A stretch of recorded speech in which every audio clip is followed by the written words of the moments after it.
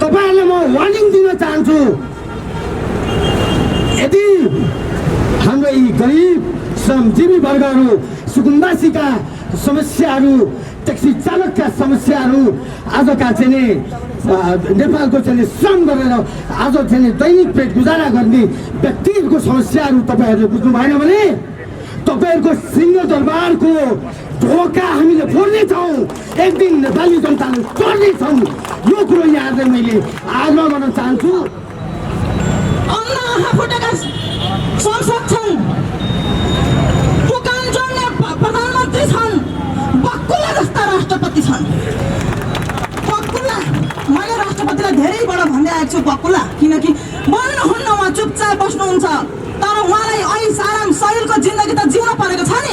90 दिन थुनियो हामीलाई, 90 दिन थुनेपछि 1 हप्ताको लागि लकडाउन फुकुला गरियो भनियो, किनकि कर उठाउनु पर्ने रे, नभए हामीलाई जरिमाना लाग्ने रे। लागोस्, छातीमा गोली लाग्दा पनि हामीलाई केही हुने छैन। लकडाउन त अब के, हाम्रो ज्यान हामीले बाजी राखेर हामी आज जति पनि सडकमा छौँ, हाम्रो ज्यानको लागेर माया गरेर हामी निस्केका छैनौँ। लकडाउन बेलाको व्यवसायी कर मिना गर, लकडाउन बेलाको सवारी कर मिना गर, लकडाउन बेलाको सवारी कर मिना गर, लकडाउन बेलाको व्यवसायी कर मिना गर, लकडाउन बेलाको व्यवसायी कर मिना गर, लकडाउन बेलाको वित्तीय संस्थाको ब्याज मिना गर, लकडाउन बेलाको पहिला वित्तीय संस्था मिना गर, मिना गर, मिना गर, मिना गर, लकडाउन बेलाको सवारी कर मिना गर, मिना गर, मिना गर, लकडाउन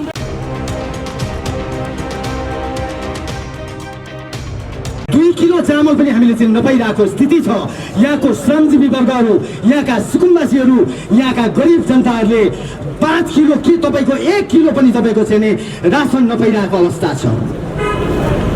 यस सन्दर्भमा म नेपाल सरकारलाई के आग्रह गर्न चाहन्छु भने तपाईँले केन्द्रदेखि प्रदेशदेखि स्थानीय तहसम्म तपाईहरुले यसको चाहिँ विश्लेषण गर्नु पर्यो। यसको चाहिँ कसले पाएको छ, कसले पाएको छैन भन्ने विषयगत कुरोमा तपाईहरुले चाहिँ अगाडि बढेर तपाईहरुले यसलाई निरीक्षण गरेर तपाईहरुकै कार्यकर्ताले मात्रै खाने हो, जसले भोट दिए, जसले मत दिए तिनको मात्रै भोक हो।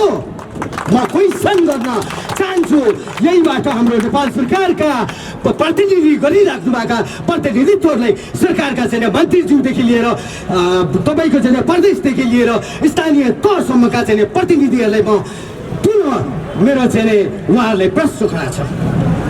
यदि होइन भने हामी सबै नेपाली हौँ कि भनिदिनुहोस्, सुकुम्बासीका बस्तीका र दैनिक मजदुरी चाहिँ गर्ने चाहिँ नेपाली वर्गहरू तिमीहरू नेपाली होइनौ, तिमीहरू प्रवासी हौ भनेर भनिदेऊ सरकार। होइन भने तपाईहरुले हामीले चाहिँ जुन नेपाल सरकारबाट चाहिँ छुटिएको जुन रासनको विषयमा राहतको कुराहरू छन्, राहतका विषयका कुराहरू छन्, ती राहत यी गरिब नेपाली जनताहरूको समक्ष चाहिँ जनताहरू समक्ष पुग्नुपर्छ भन्ने मेरो तपाईहरुलाई फेरि यही चाहिँ हाम्रो सङ्घर्ष समितिको यही मिडिया मार्फत यहाँले म आग्रह गर्न चाहन्छु। र म धेरै बोल्नु चाहिन्न। अर्को कुरो तपाईँको चाहिँ जुन यो स्वास्थ्यको लागि, शिक्षाको लागि के धनीका बच्चाले मात्रै पढ्नु पाउने, धनीका बच्चा मात्रै डाक्टर हुने, धनीका चाहिँ छोराछोरी मात्रै तपाईँको चाहिँ न्यायाधीश हुने, धनीका छोराछोरी मात्रै तपाईँको चाहिँ वकिल हुने। तपाईँले नेपाल सरकारलाई म के आग्रह गर्न चाहन्छु भने चाहे त्यो ठेला गाडा चलाओस्, चाहे त्यो ट्याक्सी चलाओस्, चाहे त्यो सुकुम्बासीको होस्, चाहे चाहिँ दैनिक श्रम गरेर चाहिँ पेट गुजारा गरिरहेको व्यक्ति होस्, ती व्यक्तिको बच्चाहरूलाई पनि तपाईँहरूले कमसेकम ब्याचलरसम्म तपाईँहरूले चाहिँ फ्रीमा चाहिँ तपाईँको चाहिँ पढाउने व्यवस्था तपाईँहरूले गर्नुपर्छ नेपाल सरकार। अनि मात्रै तिमी सरकार भन्नु लायकको हुन्छौ, तिमी आज सरकार भन्नु लायकको छैनौ।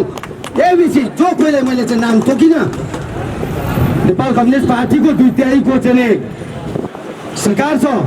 कसले पठायो तपाईँहरूलाई?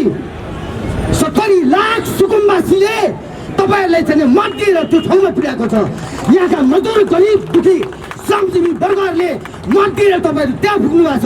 आज तपाईँहरूले भुल्दिने आज जब चाहिँ तपाईँको चाहिँ निर्वाचन हुन्छ त्यो बेलामा चाहिँ नमस्कार हजुर भन्दै बिरालो जस्तो बनेर दुध हुन्छ नि, दुध चोर्नलाई बिरालो आउँछ नि, चोरको जस्तो चाहिँ एउटा चाहिँ उयो बनाएर तपाईँहरू चाहिँ त्यहाँ आउने। जब चाहिँ मत पाउनुभयो, सिंहदरबार छिर्नुभयो, यी गरिब नेपाली जनताहरूले भुलिदिए तपाईँहरूले म वार्निङ दिन चाहन्छु। यदि हाम्रो यी गरिब श्रमजीवी वर्गहरू, सुकुम्बासीका समस्याहरू, ट्याक्सी चालकका समस्याहरू, आजका चाहिँ नेपालको चाहिँ श्रम गरेर आज चाहिँ दैनिक पेट गुजारा गर्ने व्यक्तिहरूको समस्याहरू तपाईँहरूले बुझ्नु भएन भने तपाईँहरूको सिंहदरबारको ढोका हामीले फोड्नेछौँ, एक दिन नेपाली जनताले तोड्नेछौँ। यो कुरो यहाँलाई मैले आग्रह गर्न चाहन्छु। आज हेर्नुहोस् त, जब तपाईँको चाहिँ बझाङको उसलाई हेर्नुहोस्, सिन्धुपाल्चोकको चाहिँ यो प्राकृतिक प्रकोपलाई हेर्नुहोस्, सङ्घर्ष सभाको उसलाई हेर्नुहोस्, मान्छे पुरा चाहिँ मरिसकेका छन्। अब त्यसपछि 3 दिनपछि त्यहाँ चाहिँ स्क्याभेटर पुग्छ सिन्धुपाल्चोकमा। त्यहाँका चाहिँ स्थानीय सरकार कहाँ गए? आज चाहिँ केन्द्रीय सरकारको, यो नेपाल सरकारको हेलिकप्टरहरू केका लागि हुन्? त्यो हेलिकप्टरमा औषधि पुर्याउनु पर्थ्यो, त्यो हेलिकप्टरमा रासन पुर्याउनु पर्थ्यो, त्यो हेलिकप्टरले त्यहाँको चाहिँ पीडित व्यक्तिहरूको लागि, सर्वसाधारणको लागि टेन्टहरू लानु परिन्थ्यो। बल्ल मेरो सरकार अब हुन्थ्यो सरकार, सबैले अन्तरात्मामा त मेरो सरकार, नेपाल सरकार, मेरो सरकार भन्थे। तर आज के छ यहाँ हेर्नु भएको छ नि तपाईँहरूले, जब चाहिँ पहिरोले मान्छे पुरिन्छ, मान्छे मरिसकेको हुन्छ, तपाईँको चाहिँ 3 दिनपछि स्क्याभेटर पुग्छ। त्यो के सरकार, कस्तो सरकार त्यो? कसका लागि सरकार? के हो सरकार भनेको? के हो? What is mean by government? म भन्न चाहन्छु गभर्मेन्ट के हो, सरकार के हो भने के? कसका लागि सरकार, केका लागि सरकार? त्यसो हुँदाखेरि सरकारले यी कुराहरू, सरकार नेपाल सरकारमा ध्यान आकर्षनुहोस्। सबै जनताको लागि सक्षम सरकार बन्नुहोस्। तपाईँहरू विवाद नगर्नुहोस्, तपाईँहरू एक बार अझै पनि अगाडि बढ्नुहोस्, हाम्रो कामना छ। मलाई धेरै बोल्नु चाहिएन र सुकुम्बासीको विषयमा म थोरै कुरा राख्नु चाहे प्लिज। हामी जहाँ बसेका छौँ त्यही ठाउँमा हामीलाई लाजपूजा चाहिन्छ सरकार। हामी जहाँ बसेका छौँ सो जिल्लामा खोला किनारमा चाहिँ तपाईँलाई चाहिँ विकासको क्रममा अवरोध पुग्छ भने त्यसै ठाउँमा हामीलाई विकल्प देऊ, लालपूजा देऊ, अनि मात्रै तिमीहरूले उठाउनु पाउँछौ। तिमीहरूले बल्ल हामी उठ्नेछौँ। यदि तिमीहरूले उठाउने प्रयास गर्यौ भने 70 लाख सुकुम्बासीले तिमीहरूको सिंहदरबारको जाल तोड्नेछ। म यति भन्दै जय सुकुम्बासी, जय नेपाल भन्दै चाहिँ यहाँहरू सबैजना देशद्रोहीलाई कारागारमा कोच्नै पर्छ। अब देशद्रोहीलाई कारागारमा कोच्नै पर्छ। अब आफ्नो माटो देशको लागि सोच्नै पर्छ। अब आफ्नो देशको माटो लागि सोच्नै पर्छ। अब हत्या हिंसा अत्याचार गर्नेलाई फाँसीको सजाय हुनै पर्छ। अब हत्या हिंसा अत्याचार गर्नेलाई फाँसीको सजाय हुनै पर्छ। अब नारी मात्र पीडित छैनन्, यहाँ पुरुष पनि अन्यायमा परेका छन्। नारी मात्र पीडित छैनन्, यहाँ पुरुष पनि अन्यायमा परेकै छन्। पुरुष फसाउने नारीलाई पनि समाजबाट निकाला गर्नै पर्छ। अब पुरुष फसाउने नारीलाई पनि समाजबाट निकाला गर्नै पर्छ। अब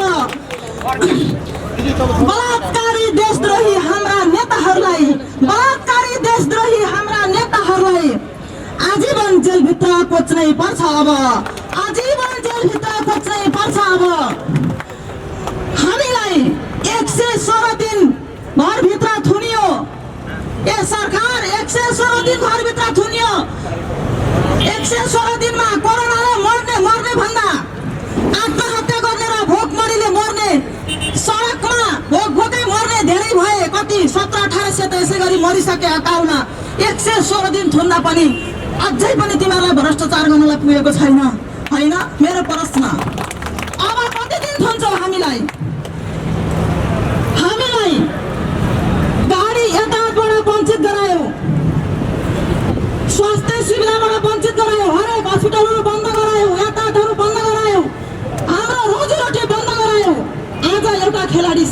समाजसेवी यसरी रोडमा आएर बस्नुपर्ने थिएन होला। यदि सरकार हाम्रो स्ट्रङ हुन्थ्यो र यदि हाम्रो समाजको लागि केही गर्थ्यो र राष्ट्रको लागि केही गर्थ्यो र हाम्रो नागरिकको लागि केही गर्थ्यो र गरिब जनताको लागि केही गर्थ्यो भने सायद आज हामी यसरी रोडमा आएर बच्चा घरमा बच्चा छोडेर एउटा आमा यसरी उफ्रिनु पर्ने थिएन होला।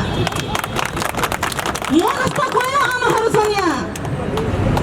म त 16 वर्ष 14 वर्षको उमेरबाट सङ्घर्ष गर्दै गर्दै आज आफ्नै खुट्टामा उभिएर यहाँ छु भने कति नारीहरूलाई सङ्घर्ष गर्न नदिने ती पुरुषहरू छन्, आफ्नै श्रीमानबाट शोषित छन्, आफ्नै घर परिवारबाट शोषित छन्। त्यस्ता महिलाहरूले अहिले के गरिरहेका छन् हेर्नुहोस्। यो पछाडिको दृश्य 4 बोतल पानी, 2टा गुड्खा, 2 बट्टा सुरट बेचेर गुजारा चलाएका छन्। अहिले मैले भर्खरै सोद्धाखेरि तपाईँलाई राहत दियो सरकारले भन्दाखेरि उहाँको कोही मेरो प्रश्नको जवाब थियो युवा सङ्घले बिहान बेलुका खाना दिन्छ। थुक्क सरकार धिक्कार छ तँलाई। मैले कहिले पनि अपशब्द गरिनँ सरकारलाई। म कुनै पार्टीको पनि होइन, सङ्घ संस्थाको पनि होइन। म निष्पक्ष बोल्न सक्ने, गलतलाई गलत र सहीलाई सही भन्न सक्ने एउटा नारी हुँ। ममा त्यो हिम्मत छ। मेरो बाबुले पनि गलत गर्यो भने गलत गर्यो, सही गर्यो भने सही गर्यो भन्ने हिम्मत छ। सरकारले हरेक रोडमा गएर हेर्न जरुरी छ। अन्ना आँखा फुटेका सांसद छन्, दोकान जोड्ने प्रधानमन्त्री छन्, बक्कुला जस्ता राष्ट्रपति छन्। बक्कुला मैले राष्ट्रपतिलाई धेरैबाट भन्दै आएको छु बक्कुला, किनकि बोल्नुहुन्न, उहाँ चुपचाप बस्नुहुन्छ। तर उहाँलाई ऐस आराम शैलको जिन्दगी त जिउन परेको छ नि। 90 दिन थुनियो हामीलाई। 90 दिन थुनेपछि 1 हप्ताको लागि लकडाउन फुकुलो गरियो भनियो, किनकि कर उठाउनु पर्ने रे, नभए हामीलाई जरिमाना लाग्ने रे। लागोस्, छातीमा गोली लाग्दा पनि हामीलाई केही हुने छैन। लकडाउन त अब के हाम्रो ज्यान हामीले बाजी राखेर हामी आज जति पनि सडकमा छौँ। हाम्रो ज्यानको लागेर माया गरेर हामी निस्केका छैनौँ। घरमा बुढा र बच्चा छोडेर निस्किने नारी मै हुँ। यदि ज्यानको माया हुन्थ्यो भनेदेखि कहिले पनि म निस्किँदैन थिएँ र यत्र हाम्रा दाजुभाइ तथा दिदीबहिनीहरू निस्किनु हुने थिएन। अब हामीलाई न ज्यानको माया छ, हामीलाई छ त राष्ट्रको माया छ, नेपाली झन्डाको माया छ। यदि नेपाली रहेन भने हामी नेपाली कहाँबाट रहला? म तर खुवाइने नगरियो।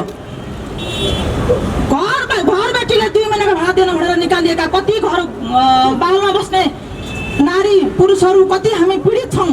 कतिजना निकालिदिएको छ घरबाट। किन जाँदैन त्यहाँनिर आँखा सरकारको 10 अर्ब खर्च भयो रे।